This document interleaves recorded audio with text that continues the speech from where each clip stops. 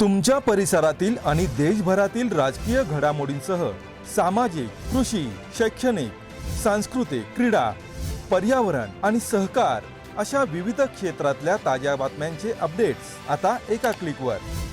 The column, स्तंभ विश्वासाचा आवाज जनतेचा।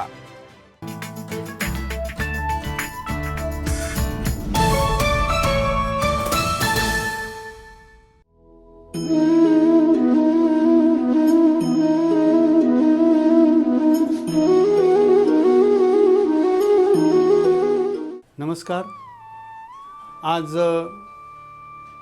संपूर्ण दिवाळीच्या निमित्ताने महत्त्वाचा दिवस शनिवार 14 नोव्हेंबर 2020 लक्ष्मी कुबेर पूजन। दिवाळीच्या संपूर्ण 5 दिवसातल्या ह्या दिवसांमधला हा दिवाळीचा अतिशय महत्त्वाचा दिवस। या दिवशी लक्ष्मी कुबेर पूजन, आपल्या घरात असणारी जी लक्ष्मी ती विविध रूपांनी असते। पैशाच्या रूपात असेल, धान्याच्या रूपात असेल, किंवा वस्तू म्हणजे सोन्या चांदीच्या रूपात असेल। तर या लक्ष्मीची पूजा करण्याचा आजचा हा महत्त्वाचा दिवस योगायोगाने नाही म्हणता येणार, तर आपल्याला नरक चतुर्दशी आणि अमावस्या, दिवाळी अमावस्या ही यावर्षी एकत्र आलेली आहे। तिथीनुसार ही जी वेळ आहे ही कधी कधी एखाद्या वेळेस एकाच दिवशी येऊ शकते। दिवाळीचं सुद्धा महत्त्व म्हणजे ह्या लक्ष्मी कुबेराचं महत्त्व आणि पूजा कशी करायची, त्याला काय साहित्य लागणार याची थोडक्यात माहिती मी तुम्हाला सांगणार आहे। या लक्ष्मीपूजनाच्या वेळेला संपूर्ण आपण तर या दिवाळीच्या निमित्ताने संपूर्ण घर आपण स्वच्छ करत असतो, परिसर स्वच्छ करतो, आणि ह्या स्वच्छतेच्या नंतर आपण ही पूजा आपल्या घरामध्ये प्रत्येक घरात केली जाते। या लक्ष्मीपूजनाच्या निमित्ताने संध्याकाळच्या वेळेला विशेष असा मुहूर्त कुठलाही सांगितलेला नाही आहे। अनेक ठिकाणी आपल्याला अनेक मुहूर्त पाहायला मिळतील, अनेक व्हॉट्सअपवर सुद्धा आपल्याला वेगवेगळे मुहूर्त येतील, परंतु यावर्षी असा विशेष मुहूर्त कुठलाही नाही आहे। म्हणून आपण ही लक्ष्मीपूजन संध्याकाळच्या वेळेला जर केलं तर अजून चांगलं, उशिरात उशिरा रात्री करू शकतो, परंतु त्याला कुठल्याही मुहूर्ताची अशी वेगळी गरज नाही आहे। या दिवशी आपण आपल्या घरामध्ये संपूर्ण तयारी करताना संपूर्ण परिसर आपला स्वच्छ करून घेतल्यानंतर सडा रांगोळी करतो। नंतर घराचं अंगण जे असेल ते शेणाने सारून घेतो। अंगण नसेल तर आपला उंबरा जो आहे त्या ठिकाणी गोमित्र शिंपडलं जातं। त्या उंबऱ्यावरती जर सदनिका असेल तर आपण त्या सदनिकेमध्ये उंबऱ्यावरती थोडंसं गोमित्र टाकून तिथे शुद्धता केली जाते। गोमित्राला खूप महत्त्व आहे। गाईच्या शेणाला जसं महत्त्व आहे तसं गोमूत्राला सुद्धा आहे। त्याने शुद्धता येते। निगेटिव्ह ऊर्जा, नकारात्मक ऊर्जा जी आहे ही त्या निमित्ताने बाहेर टाकली जाते आणि सकारात्मक ऊर्जा घरात या गोमित्रामुळे येत असते। कोणाची दृष्ट लागली असेल तरीसुद्धा ती या गोमित्रामुळे नष्ट होते। अनेक प्रकारचे कीटक वगैरे आपण त्या ठिकाणी आणि या गोमित्रामुळे घरात येण्याचे टाळतात। त्याचा वासच इतका असा असतो की त्यामुळे ते कीटक वगैरे, मुंग्या वगैरे काही असतील, चुकून एखाद्या वेळेस दारामध्ये लाल मुंग्या जर झालेल्या असल्या तरी आपण गोमित्राने जर ते सडा संमार्जन केलं, सडा शिंपडला, तरीसुद्धा ते त्या ठिकाणी निघून जातात। असं त्या गोमित्राचं महत्त्व आहे। अशी हे संपूर्ण परिसर स्वच्छ करून नंतर त्या ठिकाणी सडा रांगोळी करून भगिनी वर्ग नूतन वस्त्र परिधान करून, पुरुष वर्गसुद्धा नवीन वस्त्र परिधान करतात आणि त्या ठिकाणी पूजेला तयारी केली जाते। देवाची ही महालक्ष्मीची जी पूजा, लक्ष्मीची पूजा जी आहे ही वैभवाची पूजा आहे। आपलं घरातलं वैभव जे काही असेल ते आज दाखवण्याचा दिवस थोडक्यात। तर अनेक ठिकाणी आपल्या घरावरती आपण रोषणाई करतो, आकाशकंदील लावतो, आणि हे वैभव दाखवण्याचं एक प्रतीक आहे। देवाला वैभव दाखवायचं असतं। देवाला असे कुठल्याही प्रकारची काहीही तयारी न करता पूजेला बसलेलं आपल्यालाही आवडत नाही, देवालाही आवडत नाही। हे अनादी काळापासून चालत आलेलं आहे। आपण काही त्याच्यासाठी वेगळं करत आहोत असंही काही नाही आहे। आपल्या वंश परंपरेप्रमाणे आपल्या घरात जशी पूजा करतात तशीच करावी। मग या पूजेच्या वेळेला सुरुवातीला संकल्प करावा। हातामध्ये पळी फुलपत्र घेऊन त्या ठिकाणी पळीमध्ये पाणी घेऊन आपण त्या ठिकाणी संकल्प करू शकतो की हे लक्ष्मी माते, माझ्या घरातील अलक्ष्मी म्हणजे वाईट मार्गाने आलेली असेल काही लक्ष्मी, तर ती ताबडतोब निघून जावी आणि सुलक्ष्मी, चांगली लक्ष्मी, चांगल्या मार्गाने येणारी लक्ष्मी माझ्या घरामध्ये यावीत आणि ती स्थिर राहावी. बरोबर ना? बँक बॅलन्स वाढला तर आपल्याला आनंदच वाटेल ना. मनुष्याला, प्रत्येकाला या लक्ष्मीपूजनाच्या निमित्ताने मी तर असा आशीर्वाद देऊ की प्रत्येक महिन्याला मनुष्याने एखादी एफ.डी करावी. कारण का? तर ती लक्ष्मी वाढत असते आणि संकटकालीनच तिचा उपयोग नंतर होत असतो. आपण बचत करतो ती कशासाठी करतो? तर ती लक्ष्मी आपल्या घरात स्थिर राहत असते. सवय लावून घ्यावी माणसाने. चांगल्या सवयी नक्कीच आपल्याला शेवटपर्यंत उपयोगी पडतात. त्याप्रमाणे ही लक्ष्मी आपल्या घरात स्थिर राहावी आणि माझ्या घरात माझे सगळ्या कुटुंबाला उत्तम आरोग्य, दीर्घायुष्य, स्थिर लक्ष्मी, भरभराट आणि सगळ्या ह्या गोष्टी प्राप्त होण्यासाठी मी आज दिवाळीच्या निमित्ताने लक्ष्मीपूजन करत आहे असा संकल्प करावा. मनाने केला तरी चालतो. प्रत्येक वेळेला पाणी आणि भांडं किंवा पळी फुलपात्रच पाहिजे असं नाही आहे. मननात त्रायते. आपल्या मनामध्ये जरी तो संकल्प करून पूजेला सुरुवात केली तरी चालते.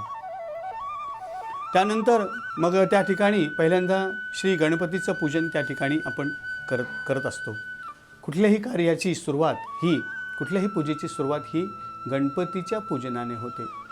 गणपती हा विघ्न नाहीसे करणारा आहे. त्याचं पूजन केल्याशिवाय कुठलीही पूजा पूर्ण होत नाही. म्हणून पहिल्यांदा आपण या ठिकाणी मी पानावर गणपतीची सुपारी मांडलेली आहे. त्या गणपतीची पूजा आपण करायची असते. त्या गणपतीला पहिल्यांदा गंध लावा. नंतर गंध लावत असतानाच अक्षदा वाहा. गंध लावा, अक्षदा वाहा, नंतर हळद कुंकू वाहा आणि नंतर एक फूल त्या ठिकाणी गणपतींना अर्पण करा आणि त्याच्या ठिकाणी एखादं फळ किंवा खडीसाखर किंवा काय आपल्या घरात जे काही उपलब्ध असेल त्याचा नैवेद्य दाखवा.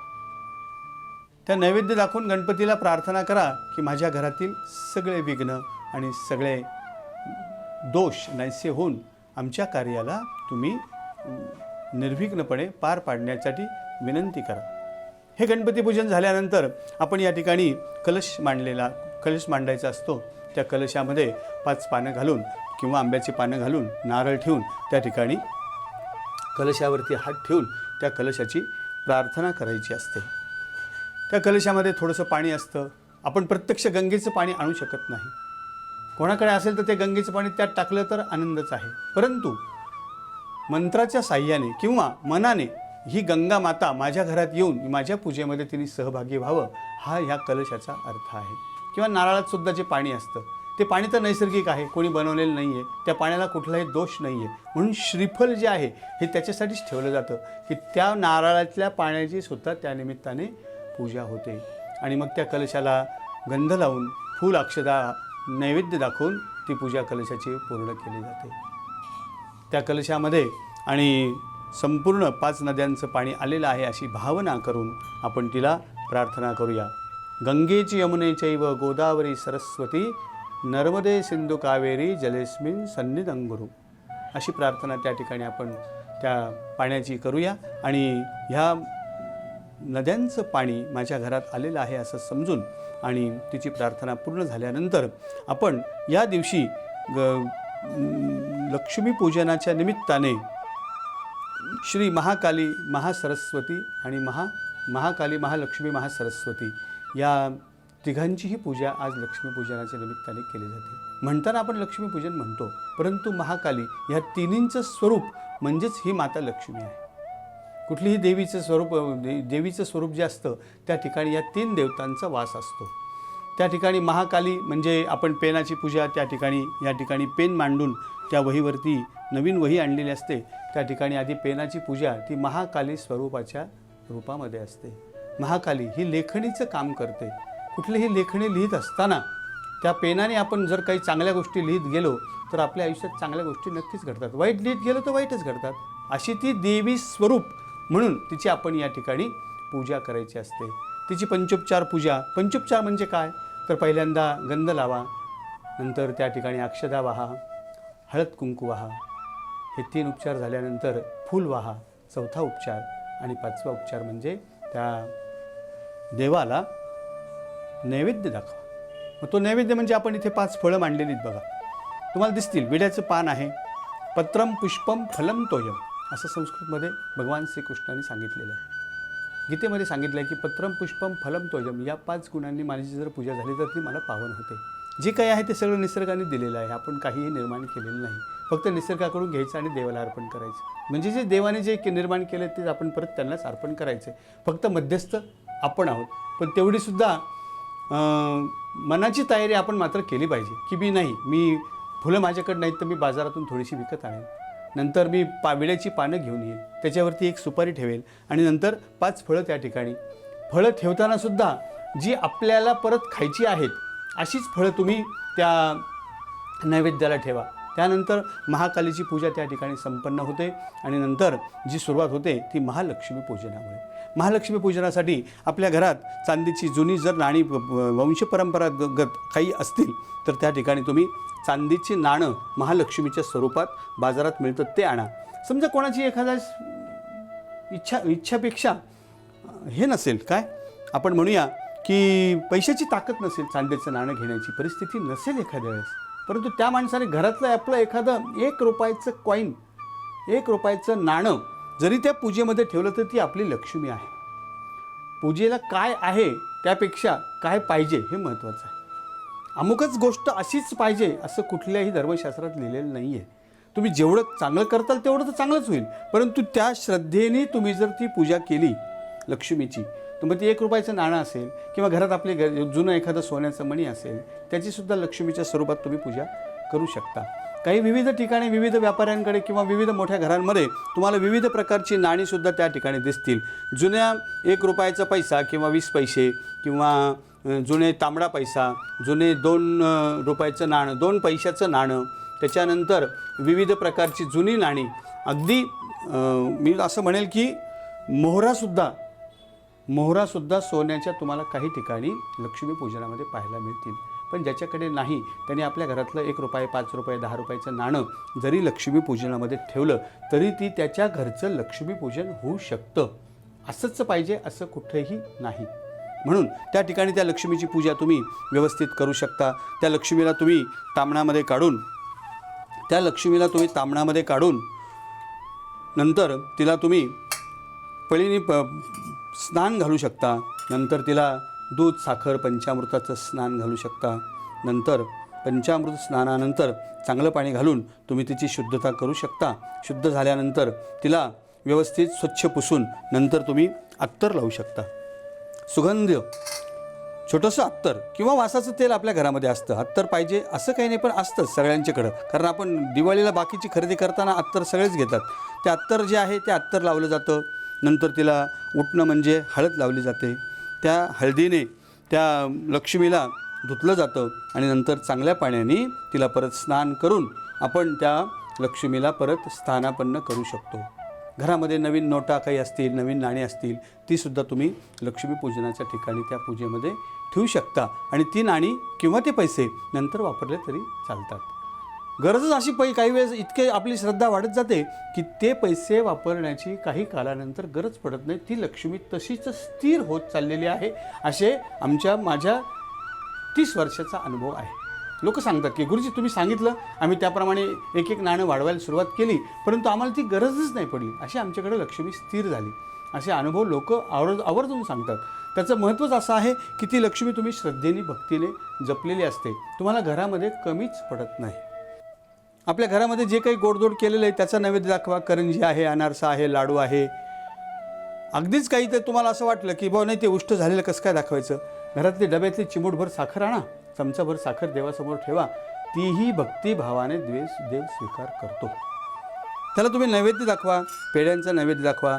प्राणाय नमः, अपानाय नमः, व्यानाय नमः, उदानाय नमः, समानाय नमः, ब्रह्मणे नमः. प्राणाय स्वाहा, अपानाय स्वाहा, व्यानाय स्वाहा, उदानाय स्वाहा, समानाय स्वाहा, ब्रह्मणे नमः.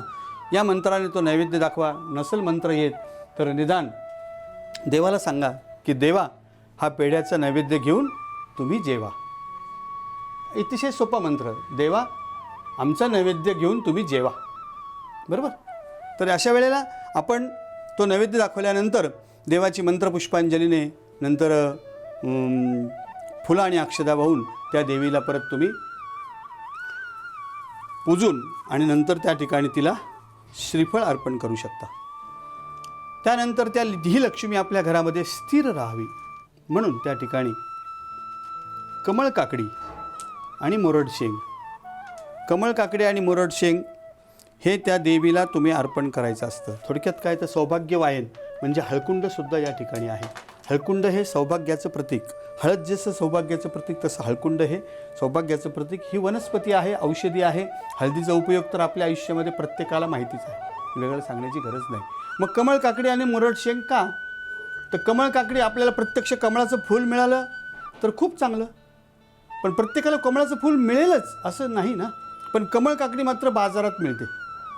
कमळ काकडी हे बी काही फार महाग नाही आहे. 10 रुपयाला 10 नग काल मी आणलेत. दृष्ट लागू नये किंवा कुठल्याही प्रकारचा त्रास आपल्या या स्थिर लक्ष्मीला होऊ नये म्हणून मुरड शेंग आणि कमळ काकडीचं बी त्या ठिकाणी त्या लक्ष्मीला आपण अर्पण करायचं असतं. म्हणून त्या कमळाच्या आसनामध्ये लक्ष्मी बसलेली आहे. तर ते लक्ष्मीचं आसन हे कमळ असल्यामुळे कमळ काकडीचं बी बाजारात मिळतं, त्या ठिकाणी तुम्ही आणा आणि ते कमळाचं फूल मिळालं तर चांगलंच, पण नाही मिळालं तरी कमळ काकडीचं बी आणि ते मुरड शेंग ही लक्ष्मीला अर्पण करायचं आणि त्याच्याबरोबर हळकुंड त्या ठिकाणी ठेवायचे असतात. हळकुंडसुद्धा सौभाग्याचं प्रतीक आहे म्हणून ते अर्पण करून ती तसेच त्या वर्षभर आपल्या कपाटामध्ये ती लक्ष्मी आपण ज्या वाटीमध्ये, डब्यामध्ये किंवा कुठे जर तिजोरीमध्ये ठेवत असू, या सरस्वती पूजनामध्ये तुम्ही सरस्वती पूजनामध्ये अशी सरस्वती किंवा आपण जी वही आणतो नवीन, त्या वहीची पूजा या ठिकाणी आपण ते सांगितलेली आहे. जसं पेनाची पूजा महाकाली, महालक्ष्मी म्हणजे लक्ष्मीपूजन केलं आणि सरस्वती, महासरस्वती असं हे तिसरं पूजन या ठिकाणी आपण आता सरस्वतीचं पूजन त्या ठिकाणी करूया. नवीन वही आणा. आता तुम्ही म्हणाल वह्यांचे दिवस संपून गेले, आता व्यापारी वर्गात आता सगळे कॉम्प्युटर वापरतात, पण ह्या संगणकासाठी जो काही कागद वापरतात त्या कागदाचे 2 भाग तुम्ही घ्या आणि त्याची पूजा करा ना, तीही सुद्धा चालते. भाव महत्त्वाचा आहे. माझं सांगण्याचं कारण काय की भाव महत्त्वाचा आहे आणि त्या ठिकाणी त्या संगणकाच्या कागदाची पूजा करून संगणकाला सुद्धा तुम्ही छोटंसं गंधाचं बोट तुम्ही लावू शकता. इतर धुळीच्या पेक्षा आपलं गंध तर नक्कीच चांगलं आहे, अष्टगंध. तर ते तुम्ही लावून त्या सरस्वतीच्या त्या कॉम्प्युटरच्या कागदाची पूजा करू शकता. ती सुद्धा सरस्वती पूजनच होईल. मग त्या कागदावर तुम्ही छोटंसं स्वस्तिक एखादं गंधाचं काढा, नंतर त्याच्यावरती पेनाने श्री गणेशाय नमः हे लिहा आणि त्या सरस्वतीची परत पंचोपचार वृत्तीने पूजा करा. त्या परत नैवेद्य दाखवा, फळांचा नैवेद्य दाखवा आणि ती सरस्वती पूजा आपण त्या ठिकाणी पूर्ण करू शकतो. ती पूजा झाल्यानंतर आपण लक्ष्मी व्यंकटेश म्हणजे बालाजी, जो लक्ष्मीचा पती बालाजी आहे, आपल्या पतीला कोणीही पूजा केल्यानंतर किंवा चांगलं म्हणल्यानंतर जसं महिलांना आनंद होतो की माझ्या पतीचं आज गुणगान गायलं बरं का, मला खूप आनंद वाटला की माझा पती, तसंच ह्या लक्ष्मीची व्यंकटेशाची सुद्धा पूजा या ठिकाणी करायची असते. मग व्यंकटेश पूजा म्हणजे काय, तर आपल्या घरात बालाजीचा फोटो असेल, विष्णूचा फोटो असेल किंवा दत्ताचा फोटो असेल, कुठलाही फोटो, विष्णूच्या स्वरूपातील एखादा फोटो देवाचा, त्याची पूजा तुम्ही त्या ठिकाणी करायची असते. बालाजीची त्या ठिकाणी पूजा करत असताना परत त्या ठिकाणी पंचोपचार पूजा, गंध, अक्षता, हळद, कुंकू, फूल आणि नैवेद्य अशी त्या ठिकाणी त्या बालाजीची सुद्धा व्यवस्थित पूजा करायची असते. ती पूजा केल्यानंतर बालाजीची सुद्धा प्रार्थना करायची असते. कृष्णाय वासुदेवाय हरये परमात्मने प्रणतक्लेशनाशाय गोविंदाय नमो नमः. असा हा बालाजी लक्ष्मीचा पती म्हणून तो बालाजी आणि लक्ष्मी आणि नारायण यांची जर पूजा केली तर आपल्या घरात लक्ष्मी वाढायला वेळ लागत नाही आणि आपल्या घरात भरभराट व्हायला वेळ लागत नाही किंवा कुठल्याही प्रकारची कमतरता पडत नाही. असं ह्या बालाजीच्या पूजेचं महत्त्व आहे, लक्ष्मीपूजनाचं महत्त्व आहे. त्याच्यानंतर आपण इथं मी एक कुबेर यंत्र ठेवलेलं आहे. कुबेर यंत्र, कुबेराचं यंत्र आपल्याकडे नसेल त्याला काही विकत आणायची आवश्यकता नाही. कुठलीही एखादी सुपारी घेऊन ते कुबेर महाराज आपल्याकडे आलेले आहेत असं समजून त्या कुबेराच्या यंत्राची पूजा करा. कुबेर समजून त्यांची पण पंचोपचार पूजा करा. म्हणून मग त्या पूजनामुळे आणि आपल्या या कुबेराचं भांडारसुद्धा आपल्या घरामध्ये त्या ठिकाणी वर्षानुवर्ष तसंच राहतं. म्हणजे थोडक्यात काय तर धनधान्य कुठलंही कमी पडत नाही, असा त्या पाठीमागचा पूजेचा भाव आहे. ती कुबेर पूजा झाल्यानंतर आपण या ठिकाणी दीपराज, दिव्यांची पूजा आपण करतो. जसं पणत्या लावताना त्या पणती लावल्यानंतर त्या पणत्या आपण हळदी कुंकू वाहतो आणि नंतर त्या पणत्या आपण परत त्या आपल्या घराच्या बाहेर व्यवस्थित सुशोभित होण्यासाठी म्हणून त्या ठिकाणी बाहेर ठेवतो. त्याने आकाश म्हणजे सगळा अंधार दूर केला जातो. दिव्यांचा उत्सव म्हणजे दीपावली आहे. या सगळ्या पूजनाबरोबर दिव्याचं महत्त्व अतिशय आहे. दिव्याचं महत्त्व म्हणजे काय? समईची पूजा आहे, निरांजनीची पूजा आहे, नंतर त्या ठिकाणी दीपाची प्रार्थना आहे. पंचोपचार पूजा केल्यानंतर ती दिव्याची पूजा केल्यानंतर त्या दिव्याची प्रार्थना करताना दीपराज नमस्तुभ्यं बलिराज प्रवर्तयेत आनंद सर्व लोकानां मंगलानी गृहे गृहे. असं हे मंगल दीप माझ्या घरामध्ये कायम तेवत राहो आणि असा हा नंदादीप दिव्याचा तेलाचा दिवा माझ्या घरात अखंड तेवत राहो आणि माझ्या घरामध्ये नित्य नियमाने मंगल घडत राहो, अशा त्या दिव्याची प्रार्थना आहे. मग दिव्याला आपण साळीच्या लाह्यांचा नैवेद्य दाखवायचा असतो. साळीच्या लाह्याचा नैवेद्य का? तर साळीच्या लाह्या हे अतिशय हलकं अन्न आहे, पण पौष्टिक आहे. शक्यतो कोणी याचा वापर आपल्या रोजच्या रुटीनमध्ये कोणी करत नाही. आयुर्वेदाने आता सिद्ध केलं की साळीच्या लाह्या खाल्ल्याने तुमच्या शरीरातील बरेचसे रोग नाहीसे व्हायला मदत होते. म्हणून ह्या साळीच्या लाह्या त्या ठिकाणी आपण या पूजेमध्ये का वापरतो? तर हे हलकं अन्न आहे. कीटकांना हे अन्न खूप आवडतं.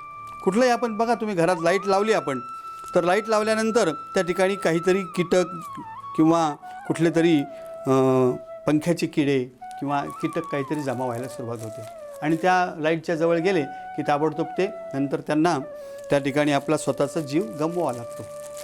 मग आपल्या ह्या समईच्या जवळ जर काही कीटक वगैरे जर आले, समई लावली आपण आणि समई लावल्यानंतर जर दिव्याजवळ जर कीटक आले तर ते काही त्या ठिकाणी त्या ठिकाणी ते व्यवस्थित राहणार नाहीत, त्यांना इजा होईल किंवा ते दुखावले जातील.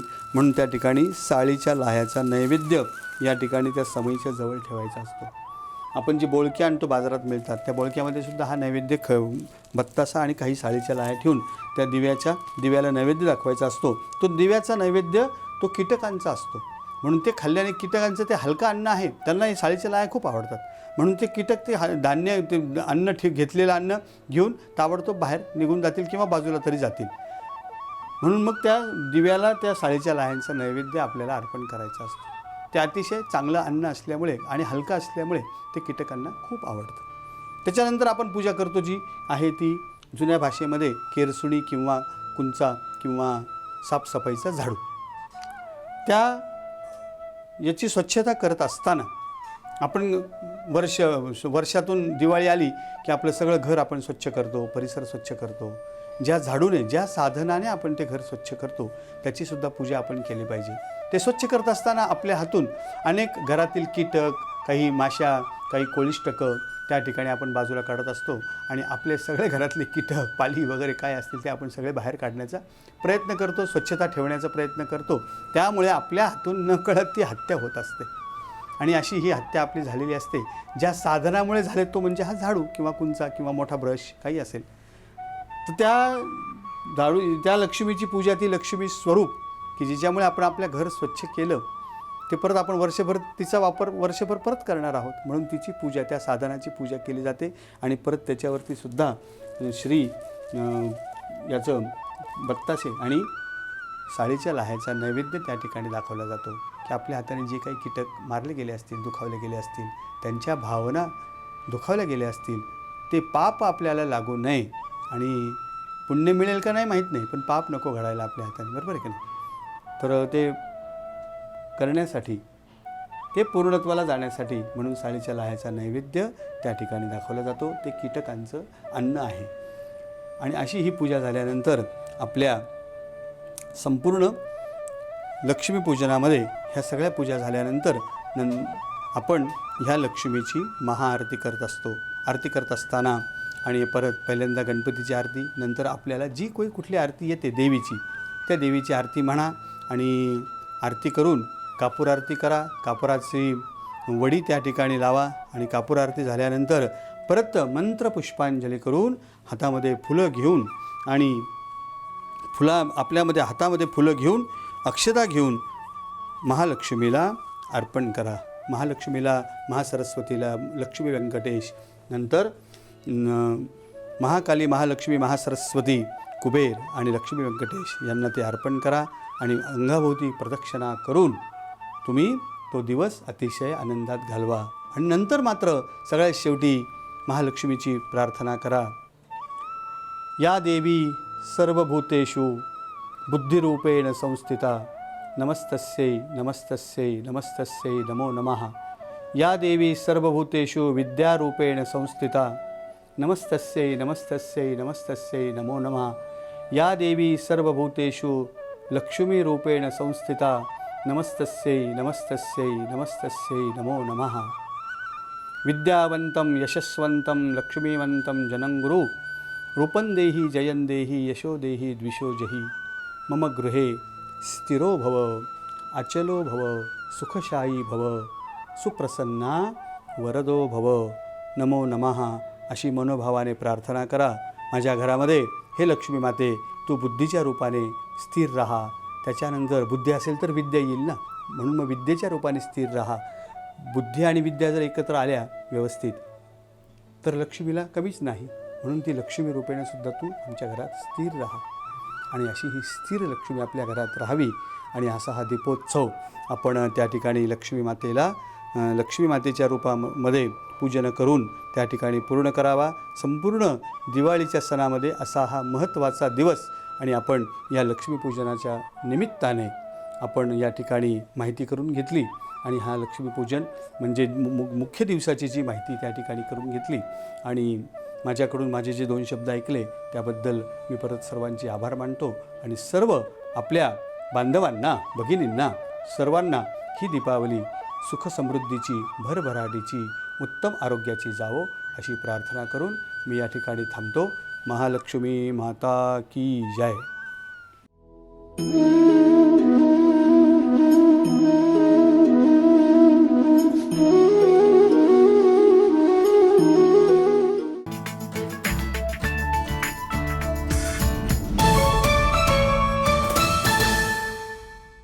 तुमच्या परिसरातील आणि देशभरातील राजकीय घडामोडींसह सामाजिक, कृषी, शैक्षणिक, सांस्कृतिक, क्रीडा, पर्यावरण आणि सहकार अशा विविध क्षेत्रातल्या ताज्या बातम्यांचे अपडेट्स आता एका क्लिकवर। दी कॉलम, स्तंभ विश्वासाचा आवाज जनतेचा।